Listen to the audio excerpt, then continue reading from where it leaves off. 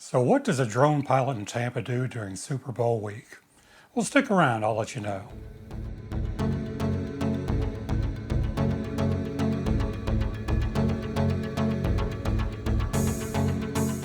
So what's it like being a drone pilot in Tampa this week with the upcoming Super Bowl? Well, let's see what the FAA has to say. First, Raymond James Stadium is a no drone zone during Super Bowl 55. I guess we could assume that, right? They're also prohibited around the Tampa Riverwalk for the NFL Super Bowl experience, and that's occurring on the days leading up to the event itself. Second, on game day, the FAA will issue a TFR that will prohibit drones within 30 nautical miles of the stadium. It's a long way. Not only is it 30 nautical miles, but it's up to 18,000 feet. This will be in effect from 5:30 p.m. to 11:59 p.m. on game day. But prior to the game, from 10 a.m. to 5:30 p.m., drones will be prohibited for a 1 nautical mile radius. And then third, drones will be restricted for 2 nautical miles up to 2,000 feet around the NFL experience events. And this will be from January 29th to February 6th during event hours. How about penalties for it? If you violate any of these, you could be looking at least $30,000 in penalties and criminal charges. And the FAA and Homeland Security has authorization to use deadly force against your aircraft if they feel it's a threat. So it's another good reason to stay home. And it's not just us. The FAA has restricted many other things too. Let me read them to you.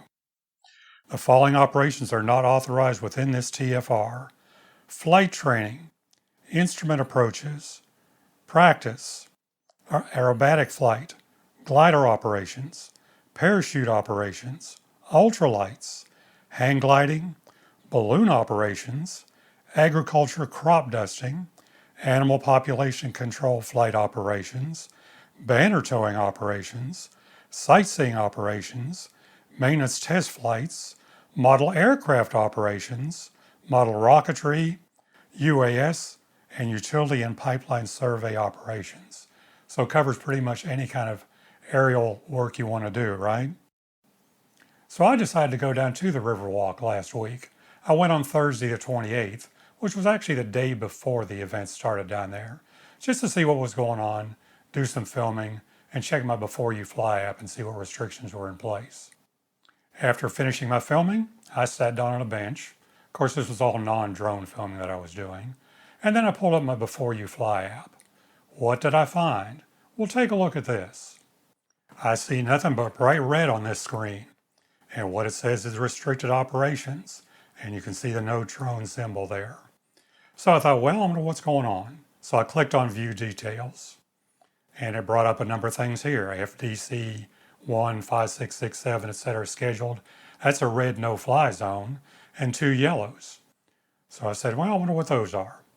If I check this first one, it says, well, that's going from January the 28th from 9 a.m. to 5 p.m.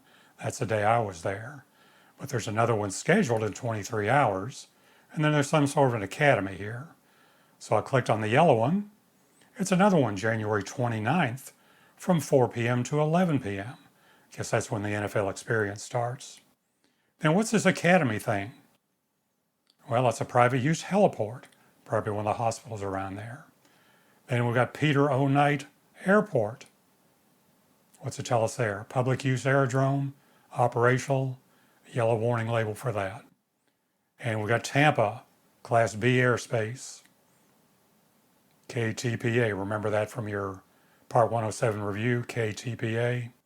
In Tampa, airspace having a specified class, low altitude only, effective for 24 hours. And then we've got Tico Plaza, private use heliport. Now here's WFLA TV, private use heliport, operational. And now we've got Raymond James Stadium. It says open, flights over stadiums during Major League Baseball, National Football League, NCAA, and motor speedway events. Note, check for any active TFRs in the area before takeoff. And then another academy below that. Private use heliport. MacDill Air Force Base, KMCF, airspace having a specified class, low altitude only. So you can see a whole bunch of things, and there were more pages too that I didn't print out here. But you can see there's a lot of restrictions in that area, and not a good place to fly your drone. And I'll update you next week on that. Suffice it to say, there won't be much drone flying around here for a while, and I'll update you after next weekend too and let you know what happened on game day. I hope you're enjoying these vlogs. I still enjoy doing them, and if you like them, give me a thumbs up, hit the subscribe button, and that way I can let you know about future videos. And if you feel like sharing with your friends, please do. I would greatly appreciate that. If you don't live in Tampa or haven't been downtown for a while, I made a short video of what's going on with the NFL experience and downtown Tampa along the Riverwalk. Hope you enjoy it.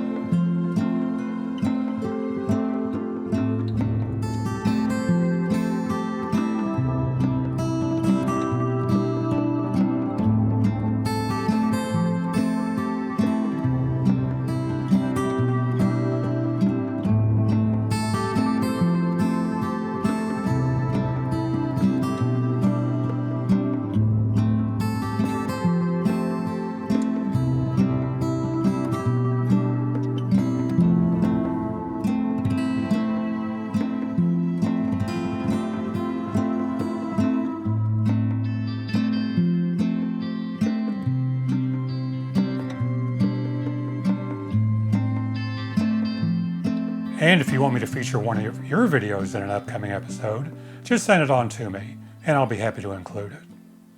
And thank you for watching.